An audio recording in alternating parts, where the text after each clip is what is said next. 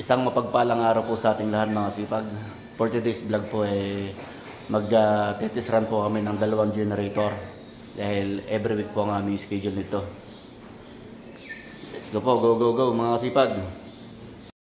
Yan po mga kasipag. Ang unang-una ko po dito ginagawa yung i-check po yung ating battery resolution ng dalawang battery. Yung level po nito. At yung gauge po ng engine oil. Kailangan pong lagi namin na-check yung oil nito. Pag nababawasan po, nire-refill namin mga kasipag. Nire-refillan po namin ng engine oil. At siyempre po mga kasipag, itong kalinisan nito, pinapanatili po namin itong kalinisan ng powerhouse namin. Ayan. Bali ang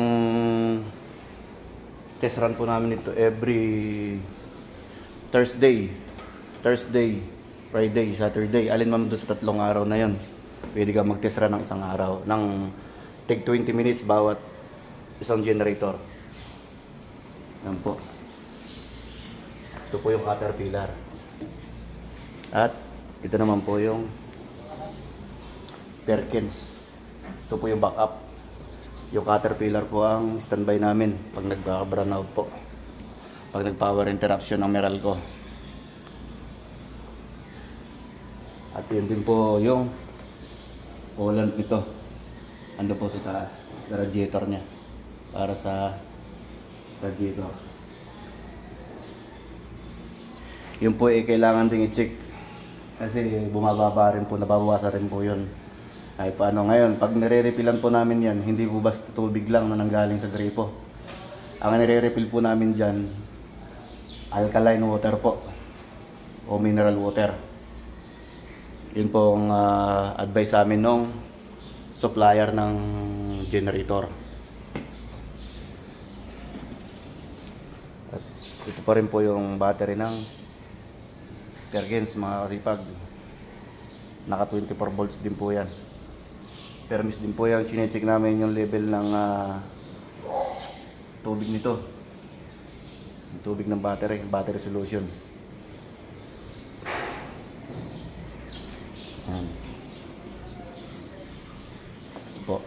Yan po yung controller ng Perkins. Ito yung backup namin. Pag nakapag-run na po ng 5 hours yung nagtuloy-tuloy po ng 5 hours yung Caterpillar, tinatransfer ko na po dito sa Perkins. Every 5 hours lang po bawat isang generator ang run para maiwasan po yung pag-overheat. Pero sa ano po, hindi naman pa kami na-overheatan dito. Wala pang nangyayari yun. Para lang sigurado, every 5 hours yung ginagawa namin. At ito po yung engine oil din po ng Perkins. Yung gauge po nito, tinitingnan din po namin yan. At nandun din po yung coolant para sa radiator. Same din lang po yung aming check nito. Wala po pinagkaiba sa dalawang generator. Kung ano yung chinik ko doon sa Caterpillar, yun din po yung chinik ko rito sa Perkins. Yan mga kasipag. Ganito po kalinis sa aming powerhouse. Yun po naman, yung nakaseparate na tangkeng yun. Yun po yung stock namin. Tapos may stock pa po rin po kami ng diesel sa labas na almost 15 drums. Bali po ano yun, 3,000 liters yung aming stock dito. Kung magkaka-brown out po ng kahit isang linggo, ala pong problema, masusupply yung building ng kuryente. Wala pong pangamba, wag lang pong magka-aberya talagang generator. Ayan po mga kasipag, ito po yung aming automatic transfer switch. Ito po yung aming ATS dito. Pag nagka-power interruption po, magta-transfer po siya sa generator itong main circuit breaker. Ito pinaka-double throw niya. At ito naman po yung ating main breaker. Ng buong building na po yan. Lahat ng building na sinusuplayan dito. Dito po nanggagaling lahat. Bali ang pag nagrara na po ng generator dito sa powerhouse, ang ginagawa ko po, unang-una, meron po kaming thermal scan. Ini-scan po namin lahat ng connection ng bawat terminals dahil may tendency pong uminit yung terminal.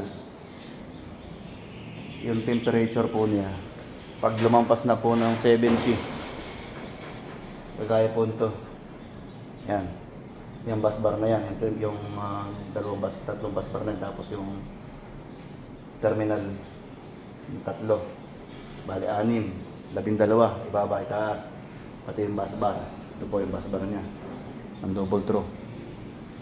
Lahat po ng terminal na yan, tinatarget ko po ng scan namin.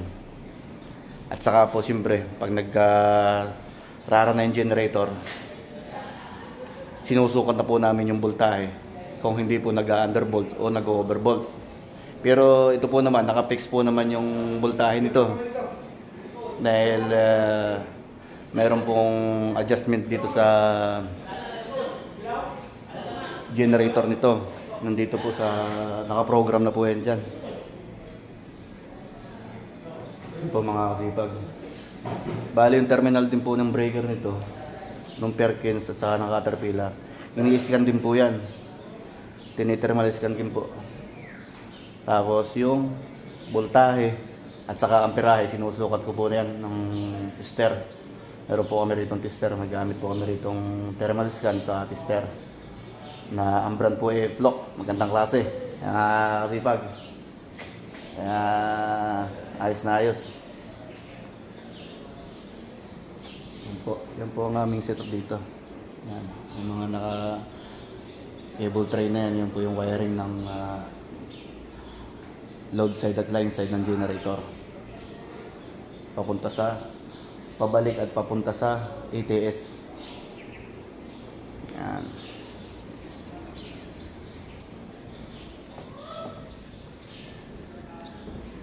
Yan mga kasipag. Ito po naman yung ducting para sa panang dito po lumalabas yung hangin. At ito po yung muffler, ito yung tambutso, pinakatambutso namin. Ayan. Galing po dito. Ganun din po ang setup dun sa kabila. Sa Perkins naming generator. Yan po ang aming setup dito mga kasipag. Yan po mga kasipag. Ari nga po pala rin yung ating transfer switch ng Genset 1, Genset 2. Bali sa ngayon po, naka-standby po siya sa Genset 1. Ang Genset 1 po namin dito yung Caterpillar. At yung standby po naman yung Genset 2, yung Perkins. Kaya sa ngayon po, dito po nakaset sa Genset 1 dahil yun po ang ating standby. Ngayon, pag nag-test run po kami, dito ko po sinisit sa auto test. Matic po yan, ano po yan, magta-transfer na po itong automatic transfer switch natin, itong ATS. Hindi ko na po kailangang ibaba pa itong main dahil meron po itong controller. Ito pong selector switch para sa automatic test. Kaya ganun po ka-smooth at mag-test run dito. Hindi po basta-basta nahihirapan. Basta po i-click mo lang yan, okay na. Yan. Maya-maya lang po papandar na kami. Test run na kami. Hinihintay ko lang po yung aking mga kasama. Yung kasama ko si Tom, si Kasipag Tom. Yan mga kasipag. Siyempre bago natin pandarin, kailangan natin punas-punasan muna ng kahit paano ang buong generator. Kasi pag pinunasan natin ito ng katatapos sumandar, napakainit mga kasipag. Kaya habang hindi pa nagraran, kinakananan namin ni Parin Tom na hapyaw-hapyawan ng linis. Para lagi nang imintab mga kasipag.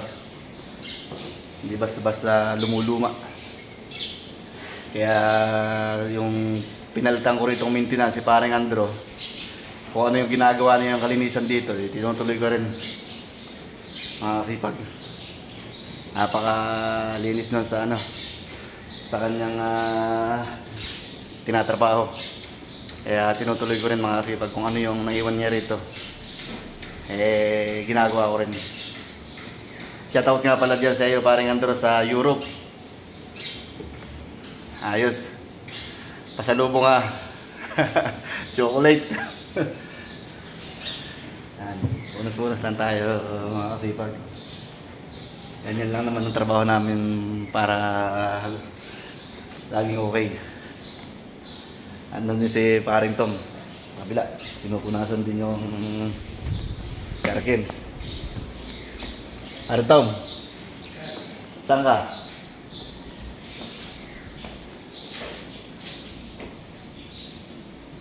Yan. Shoutout nga pala dito kay yan ang kasama ko si Kasipag Tom. Yan. Katatapos lang pala niya magpuna sa Perkins. Maya lang amin na lang titisran mga kasipag. Yo happy-happy pa namin ng punas. Talagang mainit kasi ito pagkakatatapos lang mandar hindi rin punasin. Mainit. Galing saran. Maya lang amin nang ititisran mga kasipag. Yan mga kasipag, i-auto-test na natin. Maya lang andar na si Caterpillar.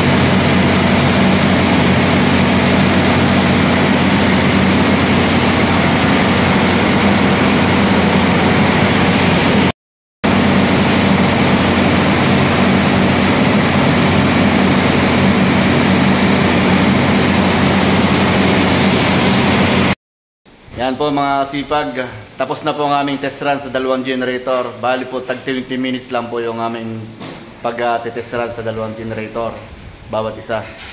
Kaya back to normal power na po tayo. Ayan po. Tapos nakaset na po sa genset 1 sa standby na generator.